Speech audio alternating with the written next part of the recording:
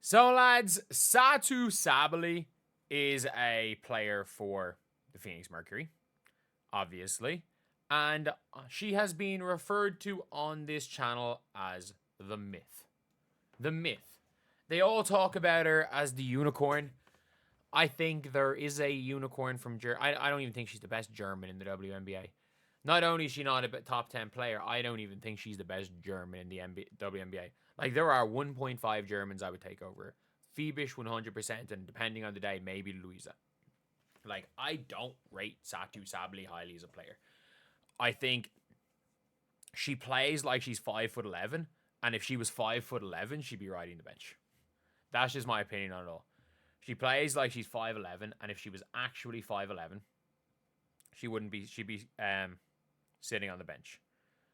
And today they just lost a game by 23. They were down 35, and then in the second half, at least they put up some sort of a fight in the fourth quarter there to win it by 11. 26 points there in the third quarter. And if you guys didn't see, Satou Sabally played 11 minutes. She played 11 minutes. She had 9 points, was a -8. And the thing with Satou is she plays with no motor. Like, I said I wanted... People were like, do you want Satou? When I was pushing for Satou to the fever. And to be fair, the more I watched Satou, the more I literally said... like, my whole thing was I was actually hoping that the New York Liberty got Satou. And that they somehow gave a Phoebish in the deal. But, like, for myself, like, in May, I'm so glad the Fever didn't push for Satou. Elite Talbot plays with negative motor and just doesn't play defense. I'm trying to think some other things. But the reason when I turned on Satou, like, I was really pro Satou for a while. And the reason why I went really negative on Satou was because she started getting outplayed by Katie Lou in Unrivaled. And it was an effort thing more so than like an ability thing. It was like Satou just wasn't trying.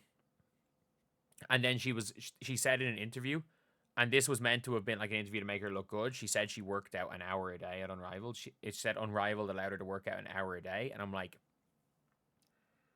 I was like, I used to work out an hour a day when I was playing semi-professional, when I was like an amateur player on a low-level semi-professional team in Ireland. I wasn't even getting paid. There was like 3 guys on my team that were getting paid. It was like the lowest level of pro ball, one of the lower levels of pro ball you're gonna see. And I worked out an hour a day, like outside of team practice, and I was an amateur. And I'm like, you are getting paid hundreds of thousands, if not millions a year, including the Adidas deal, to do that. And she was saying it like it was something, and I'm like, Jesus, this is just kind of a crazy situation right here. But this is Nate Tibbetts about Satou being benched for the whole second half. Well, the first one was a coach's decision. We didn't have it collectively as a group, and I didn't think Satou was, she didn't bring the energy that we needed. Hey coach, what led you to play Kalani Brown at the start of the third quarter, and would you have? All right, that's irrelevant. That's irrelevant, the Kalani Brown thing. But the Mercury saying that he didn't play Satou Sabally is a coach's decision. She didn't bring the energy that we needed. Pushing Satou to New York, man, I don't think the Phoenix Mercury give a damn if they get Satou Sabally. Like, to act like the Phoenix Mercury gave up anything for Satou. Like, they literally, I'm not joking when I say this, to get Alyssa Thomas, like, for them to get Satou Sabally, they gave up Sophie Cunningham. They gave up Sophie Cunningham for Satou. And the 12th pick. They gave up Tash Cloud, Sophie Cunningham, and the 12th pick for Alyssa Thomas and Satou. They managed to somehow work it around. The Fever gave up more in the Satou deal. The Fever gave up Nalissa Smith in the 8th pick. So they have a first-round pick, which is what Alyssa Smith is worth in 2027, and the 8th pick. So they gave up 2 firsts, basically. For Dallas got 2 firsts in the whole Satou deal from the Fever. The Fever gave up more valuable assets for Satou Sabally than the Mercury did. So they don't care if Satou goes. All that matters for the Phoenix Mercury is that they keep Alyssa Thomas. You keep Alyssa Thomas. If I'm the Mercury, you keep Alyssa Thomas. You keep all those role players. You keep the super role players. Like, you let DeWanna Bonner retire. You keep the super role players. You let Cal Copper walk. And then you just try to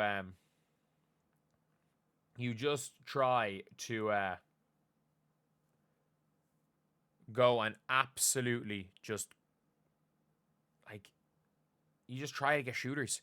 You try to just find players that fit. Like, screw all the, like, big names. You just find fits. Because Alyssa Thomas can be an engine, but you have to surround her with shooters. You have to surround her with shooters. If you want to keep Cal Copper, that's fine. But, like, I'm not high on the whole Satou situation. Or in the whole Satou just in general as a player. I think that she can score the ball. But I think that there's not that many players in the WNBA that would have the green light that Satou has, while shooting the percentage she does and being one-dimensional. Like, you can be a multiple dimensional player and and have the percentages that Satou shoots. Like, if Satou was a passer or Satou was a defender, I would be completely fine with Satou Sabally shooting sub 40% at 6'4". But if Satou plays like she's 5'11", if she was 5'11", she would be riding the bench. She wouldn't be allowed to shoot this much. It is the perception, and it is the damn nickname. It is the damn nickname the unicorn got people voting. The media said she was better than Alyssa Thomas. The media and the players said she was better than Alyssa Thomas. Like, Nate Tibbetts has said it as well. I've called her a myth for a year. She literally is known as the myth on this channel. The myth. That is the nickname we have for Satou Sabally here on this channel, is the myth. And I stand by that. I absolutely stand by that nickname. And I think that that what's his name is absolutely on the money. I think that they are not necessarily on the money. I think that he's completely justified in it. He's completely justified in the way of his opinions of the myth that is Satou Sabally.